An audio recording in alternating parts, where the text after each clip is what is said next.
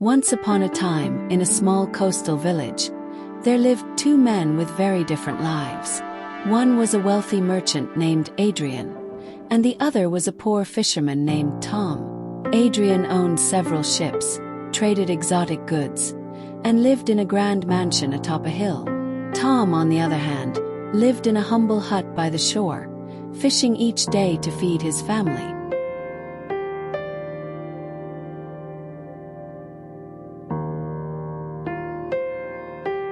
One bright morning, as the sun painted the sky golden, Adrian strolled down to the shore for his daily walk. His expensive shoes crunched on the sand as he admired the serenity of the sea.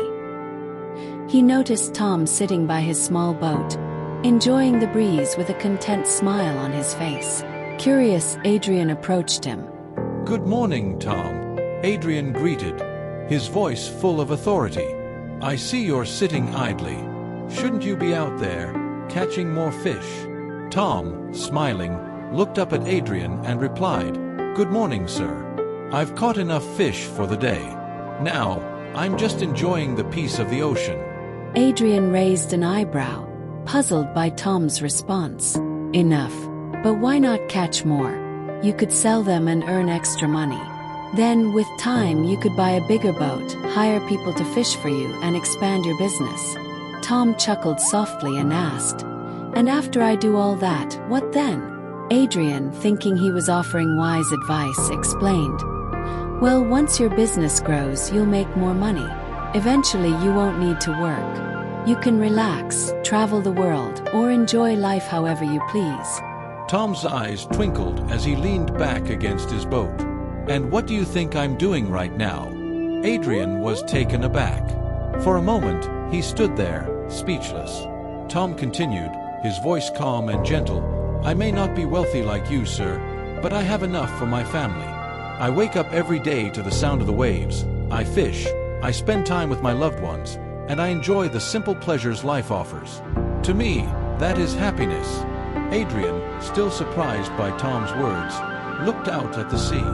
He had everything, a mansion, riches, and power, but he couldn't remember the last time he had truly enjoyed life. His days were filled with meetings, transactions, and the constant pursuit of more wealth. "But surely," Adrian insisted, "you would want more security for your future. What if a storm damages your boat? Or if the fish stop coming? You should plan for such risks." Tom nodded thoughtfully. "You're right, sir. Life is uncertain and there will always be storms. But I've learned to live in the present. When the storm comes, I'll face it. I don't need to sacrifice today's joy for fear of tomorrow." Adrian was quiet for a long moment, contemplating Tom's words. The sun was now higher in the sky, and the sea sparkled like diamonds. He suddenly felt a pang of envy, not for Tom's humble life, but for the peace and contentment the fisherman carried within him. With a sigh, Adrian spoke again, but this time his voice was softer, more reflective. "I've spent my whole life chasing after more wealth, more success, more comfort. And yet, I always feel like something is missing. You, on the other hand, seem to have found what I've been searching for." Tom smiled kindly. "Happiness doesn't always come from having more, sir. Sometimes it's about appreciating what you already have." Adrian nodded slowly, his mind filled with thoughts. He looked at Tom one last time before turning to leave. As he walked back towards his mansion, the merchant realized that true wealth wasn't measured by gold or possessions, but by the peace and fulfillment one felt inside. That night, as Adrian lay in his luxurious bed, he thought about Tom's simple life. The fisherman had shown him that happiness isn't a destination reached by wealth, but a state of being that can be found in the smallest of moments, if one knows where to look.